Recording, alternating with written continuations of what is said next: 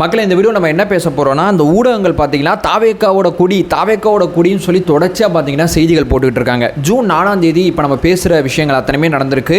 ஆனால் இன்னைக்கு வரைக்கும் இதை பற்றி பேசிகிட்டு இருக்காங்க. அதனால தான் இதை பற்றி ஒரு தெளிவை கொடுத்துடலாம் அப்படிங்கிறதா இந்த வீடியோட நோக்கம். இந்த வீடியோ நம்ம என்ன பேச போகிறோம்னா, தாவேக்கா குடியில் ஏதோ பிரச்சனை, நீதிமன்றத்தில் ஏதோ வழக்கு நடக்குதுங்கிறது தெரியுது. என்ன பிரச்சனை, யார் போனால், என்ன சொன்னாங்க, என்ன நடந்தது, இதை பற்றி ஓவரால் டீட்டெயில் எங்கே கிடைக்கும் அப்படின்னு சொல்லி நீங்கள் தேடிட்டு இருந்தீங்கன்னா இந்த வீடியோ உங்களுக்கு அந்த மாதிரி ஹெல்ப் பண்ணும். அதாவது இதை பற்றி A to Z தகவல்களை இந்த வீடியோ நம்ம பார்த்தரலாம். இதை பற்றி இனிமேல் நம்ம எப்போ பேச போகிறோம்னா, ஜூலை 1ஆம் தேதி தான் பேச போகிறோம். ஏன்னு சொல்லி கேட்டிங்கன்னா, இந்த வழக்கு மீண்டும் ஜூலை 1ஆம் தேதி தான் வரப்போகுது. இந்த வழக்கை பற்றி மிக தீவிரமாக, மிக ஆழமாக இந்த ஒரு பதிவில் பார்த்தரலாம். உற்சாக வணக்கங்கள், வாங்க பதிவுக்குள்ளே போகலாம். சின்ன விஷயத்துக்கு நான் மன்னிப்பு கேட்டுக்கிறேன். இந்த வீடியோவில் பார்த்தீங்கன்னா பகுஜன் சமாஜ்வாதி அப்படிங்கிற வார்த்தையை பார்த்தீங்கன்னா நம்மளுடைய ஆப்போசிட் தரப்பை பற்றி நான் பேசும்போது முன் வச்சிருப்பேன். அதாவது பார்த்தீங்கன்னா அந்த பார்ட்டியோட பேர் வந்து பகுஜன் சமாஜ் தான். மாயாவதி அவர்கள் நடத்துகிற கட்சியோட பேர் வந்து பகுஜன் சமாஜ். பட் நான் அந்த வாதி அப்படிங்கிற வார்த்தையை சேர்த்து பேசியிருப்பேன்.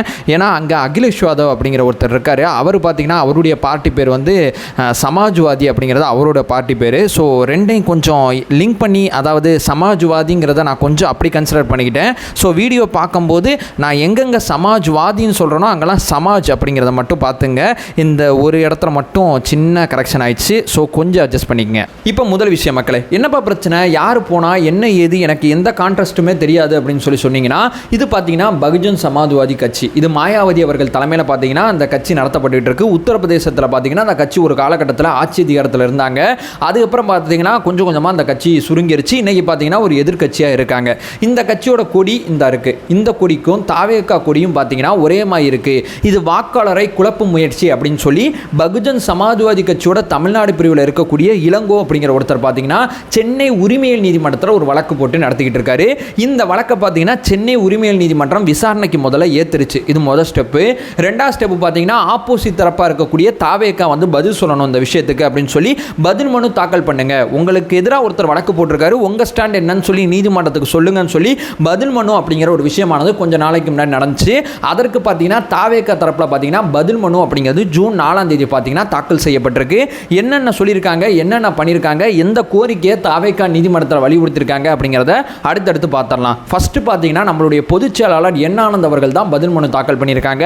அவர் முதல்ல சொல்கிற வார்த்தை என்ன தெரியுமா, முதல்ல இந்த வழக்கை தள்ளுபடி பண்ணுங்க. வேற எதுவுமே அவர் சொல்லலை.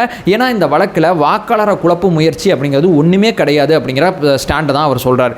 எங்களுடைய கட்சி, எங்களுடைய சின்னம், எங்களுடைய கொடி அப்படிங்கிறது எங்களுடைய பார்ட்டியோட ஐடென்டிட்டியை பிரதிபலிக்கும் வகையில் நாங்கள் டிசைன் பண்ணியிருக்கோம். எங்களுக்குன்னு ஒரு கோட்பாடு இருக்குது, எங்களுக்குன்னு ஒரு கொள்கை இருக்குது, எங்களுக்குன்னு பார்த்தீங்கன்னா தனித்துவ அரசியல் இருக்குது. எங்களுக்கு இருக்கக்கூடிய கொள்கை தெளிவை மக்கள்கிட்ட புரிய வைக்கணும், மக்கள்கிட்ட கொண்டு போய் சேர்க்கணும் அப்படிங்கிறத நாங்கள் கொடியிலையும் பயன்படுத்தியிருக்கோம். அதனால தான் இரட்டை யானையை பயன்படுத்தியிருக்கோம், வாகைப்பூ பயன்படுத்தியிருக்கோம். இதில் இருக்கக்கூடிய நிறங்கள் அத்தனைக்குமே ஒவ்வொரு காரணங்கள் இருக்குது. இந்த கொடி பார்த்தீங்கன்னா டக்குன்னு ஒன்று எடுத்து அப்படியே டிசைன் பண்ண கொடி கிடையாது. இந்த கொடி பார்த்தீங்கன்னா நன்கு திட்டமிட்டு எங்கள் கொள்கையை பிரதிபலிக்கும் வகையில் ஏற்பாடு செய்யப்பட்ட ஒரு கொடி அப்படிங்கிற ஒரு விஷயத்தை பொதுச் செயலாளர் என் ஆனந்த் அவர்கள் தன்னுடைய மனுவில் தாக்கல் பண்ணுறாங்க.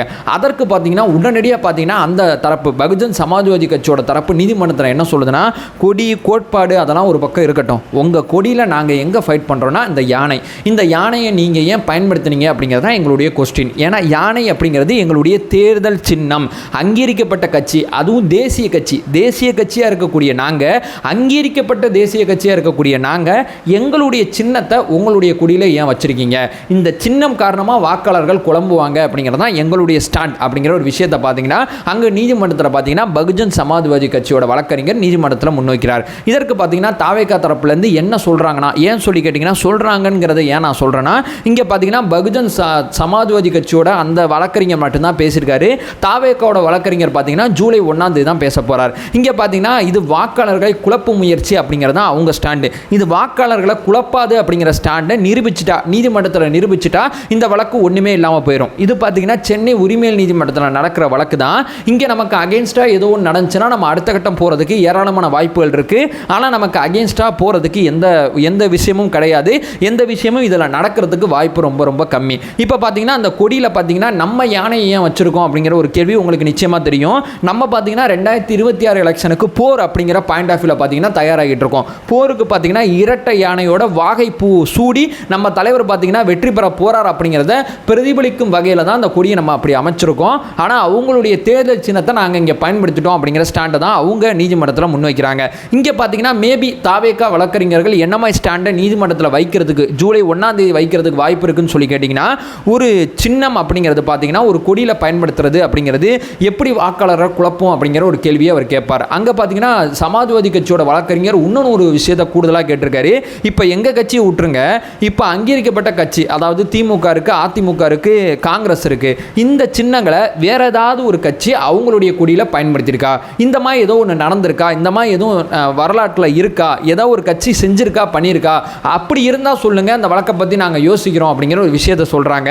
அதற்கு பார்த்தீங்கன்னா தாவேகா தரப்புக்கு பார்த்தீங்கன்னா இந்த மாதிரி எதுவும் இருக்கா அப்படிங்கிறத நீங்கள் வந்து எங்கள் முன்னாடி கொண்டு வந்து வைங்க அப்படிங்கிறது நீதிமன்றத்தில் பார்த்தீங்கன்னா நீதிபதிகள் வந்து ஜூலை 1ஆம் தேதி தாவேகாக்கு கொடுத்த மிகப்பெரிய டாஸ்க்காக அந்த டாஸ்க் இருக்குது. பார்த்தீங்கன்னா ஒரு தாவேகா வழக்கறிஞர் நீதிமன்றத்தில் என்ன வாதங்களை இனிமே வைப்பாங்கன்னு சொல்லி கேட்டிங்கன்னா, ஒரு வாக்காளர் வந்து ஓட்டு போட போகிறாருன்னா அந்த ஓட்டு அந்த மிஷினில் பார்த்தீங்கன்னா 3 விஷயம் தான் இருக்கும். ஒன்று பார்த்தீங்கன்னா அந்த வேட்பாளரோட பேர், அவருடைய கட்சி, ரெண்டாவது பார்த்தீங்கன்னா அவருடைய அந்த சின்னம், அந்த கட்சியோட அந்த சின்னம் வந்து அந்த இதில் இருக்கும். இது 3 மட்டும்தான் அங்கே மேஜராக இருக்கும். இங்கே கொடி அப்படிங்கிறத தேர்தல் ஆணையம் அங்கீகரிக்கிறதே கிடையாது.